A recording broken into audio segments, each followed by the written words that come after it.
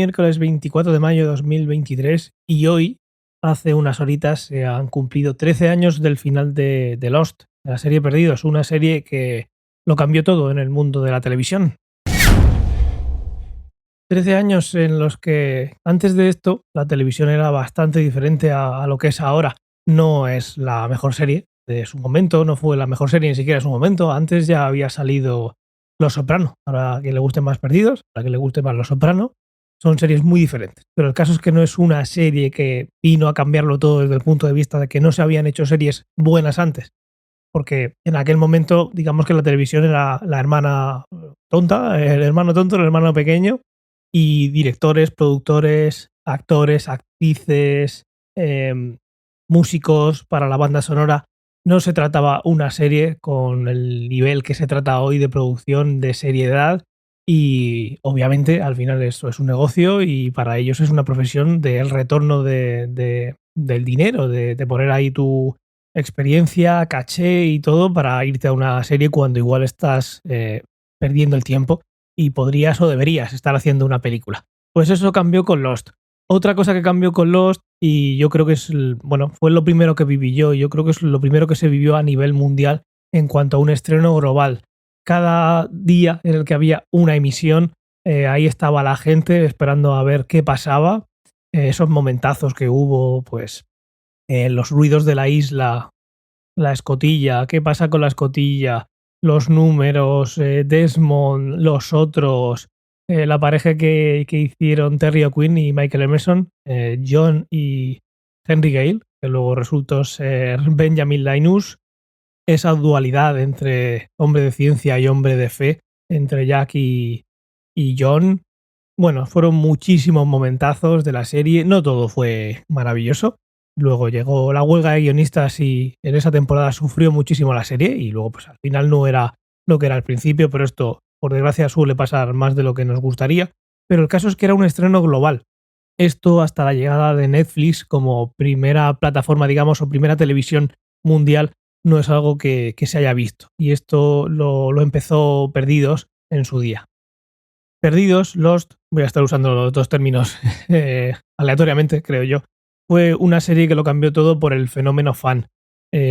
Cada vez que había un capítulo, los fans iban más allá que seguramente de los propios guionistas a la hora de elucubrar de dónde venía pues este sonido o quién era este personaje de verdad o pues de dónde venía el oso polar y qué estaba pasando en todo.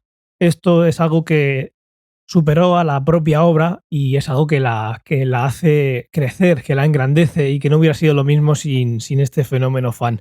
No hubiera sido lo mismo si se hubiera emitido toda la serie de golpe, como hay muchas veces que se emite ahora, una temporada entera. No hubiera sido lo mismo si no hubieran estado los foros en aquel momento en ese punto, porque antes la gente pues no estaba en esos sitios comentando, no tenía ese nivel y que luego la serie y sus misterios daban origen mejor dicho, daban lugar a todas esas especulaciones. En esta serie participaron J.J. Abrams, participó Carlton Cuse, Damon Lindelof como directores y la banda sonora es de Michael Giacchino, una banda sonora que es, a mi parecer, fenomenal y que es lo mejor que oí yo hasta ese momento en una serie. Tienes bandas sonoras muy chulas como Star Trek y un montón de series que lo que tienen es esa banda sonora, ese tema principal, mejor dicho. Pero aquí tenemos una banda sonora con un diseño de sonido propio de una película. Tienes un sonido, tienes unos leitmotivs para personajes, para situaciones. Estas son cosas que, por simplificar mucho, al final requieren dinero. Requieren dinero porque requieren dedicación y no es algo que se hubiera hecho tan concienzudamente y con tanto cariño hasta este momento. Estos niveles de banda sonora y de diseño sonoro, que son dos cosas diferentes, pues es algo que se le dedicaba tiempo para hacer en producciones más grandes en cuanto a películas. Este, por supuesto, fue el piloto más caro de la historia en su momento, que ahora es irrisorio el valor que tiene comparado con una serie grande hoy en día. En aquel momento, en 2004, se habla que costó el piloto entre 10 y 14 millones de dólares, que es el doble de lo que solía costar un piloto por aquella época. Ahora se invierte mucho más en series de televisión y esto obviamente ha cambiado. Luego está la inflación y mil cosas, pero bueno, más o menos El Señor de los Anillos de Poder está costando unos 58 o 60 millones de dólares por episodio. Stranger Things, 30 millones. Pues la cosa ha cambiado, pero bueno, Stranger Things 30 millones es el doble y son bastantes años después, pero el caso es que fue un piloto caro en su época. Hace 13 años me levanté bastante temprano para ver la emisión. Aquí en España la llevó a cabo 4 de una manera fatídica. Una manera de llevarlo, pues, bueno, podía haber sido peor, sí, pero también podría haber sido mejor. Faltó un trozo de episodio por emitir, lamentable. Y luego después vino una tertulia de gente que no tenía ni idea de lo que hablaba. Como es normal, acabas de ver un episodio, pues no puede ser que nada más que se vaya a negro el episodio, pues te pongas a hablar sin pensar un poquito. Pero bueno, qué tertulias en la tele son diferentes a lo que acabo de decir. Aunque tengan tiempo para pensar en lo que van a decir, al final vas a decir la tontería que se te ocurra. El caso es que yo recuerdo, después de ver el episodio, a verlo tempranito, ir a la universidad, que tenía clase. Tenía clase y nada más llegar lo que hacíamos es comentar, pues, con Manu, por ejemplo, no sé si me estás escuchando, si me estás escuchando, un saludo, pues comentar el episodio y cómo había ido. Y es eso, como he dicho antes, lo que hacía grande esta serie. El comentarlo, el teorizar. Esto es lo que hacía que subiera, pues lo que en aquel momento no se hablaba, de ese hype. Cada vez te ibas tú viniendo más arriba, de tener esas ganas de que saliera el nuevo episodio y ver lo que pasaba y saber el porqué de las cosas. Y esto, pues muchas veces no pasaba. Los episodios iban lanzando preguntas a los espectadores y dudas y misterios que muchas veces no se resolvían. Otras sí, no de manera sutil, pero otras nunca se resolvieron y no tenían por qué hacerlo, pero sí que es verdad que podía llegar a ser pues un poco demasiado, ¿no? Dime qué está pasando antes de volver a soltarme un misterio gordo. Estaban los famosos números. Hoy voy con la camiseta de los números. Es el día, es el día. Pues esos números, pues esto es como todo en estos misterios. Si te lo resuelvo, pues seguramente no te guste la resolución porque te parezca pues, de una manera. Si no te lo resuelvo, no te lo he dicho. Y esto pasaba mucho con esas expectativas que uno se iba haciendo por todos esos comentarios, esos foros. Y bueno, pues luego igual llegaban las decepciones. Y luego había un mundo en paralelo, que era el mundo de los spoilers. Había foros, foro Godzilla, donde tú lo que hacías era pues comentar qué podía pasar en el futuro. Pero había foros en los que directamente la gente ponía pues los spoilers, lo que se venía.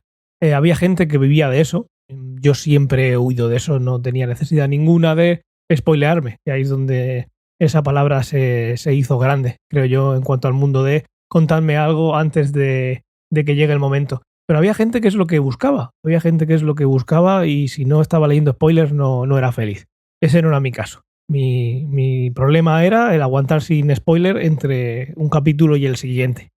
Muchos misterios que se resolvieron, otros que siempre quedarán para la especulación, hasta que todo el mundo que la vio deje la tierra y nadie se acuerde de la serie y de lo que se vivió. Y luego llegó el final, un final polémico. A mí es un final que me gustó. Tampoco estaba esperando nada en el final. Solo estaba esperando a que terminase. Lo importante para mí, aunque pueda parecer un poco así, lo importante para mí era el camino. Da igual, llevábamos 120 episodios, creo que terminó con 121 episodios. Estoy diciendo de memoria, igual me estoy columpiando. Los episodios que no me habían gustado ya se habían emitido y los que me habían gustado muchísimo, La Constante, There is no place like home, ver esos episodios en los que te crees que estás viendo un flashback, como pasaba la mayoría del tiempo, y lo que estabas viendo era un flash forward. Esas cositas pues estaban ahí, no me las iba a quitar ningún final. Y a mí el final me gustó, Me pareció un final simple en el que tenían un rato, un momento para compartir entre ellos, ya pasado seguramente hasta el tiempo, ¿no? Hasta ese momento en el que ya el tiempo no tiene ningún sentido y ya no queda nadie, y de verse ellos todos juntos viendo algo que también es muy triste, y es que ese tiempo que habían pasado ellos en la isla habían conocido a las personas más importantes de su vida, que es una de las cosas que ves en la serie, que llegaban ahí porque ellos no tenían nada fuera, no era importante lo que tenían en su vida ahí, y lo que iba a ser importante, siendo triste también, eran las personas que iban a conocer en ese camino.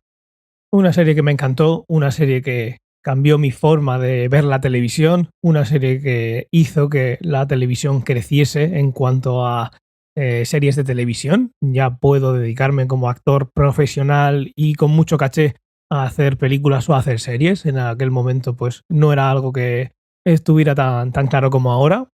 Una serie que hicieron grande también los fans, sobre todo los fans, y que yo creo que hoy en día me sigue demostrando que es muchísimo mejor que las series, si se hacen como se hacen, de manera serial, y hay muchas veces que lo hacen un capítulo con un cliffhanger, ahí con algo que te deja ahí colgando que necesitas ver el siguiente, y de repente se te pone automáticamente el siguiente episodio, porque los han puesto todos de golpe. Para mí esto sigue siendo la manera de trabajar en el mundo de las series.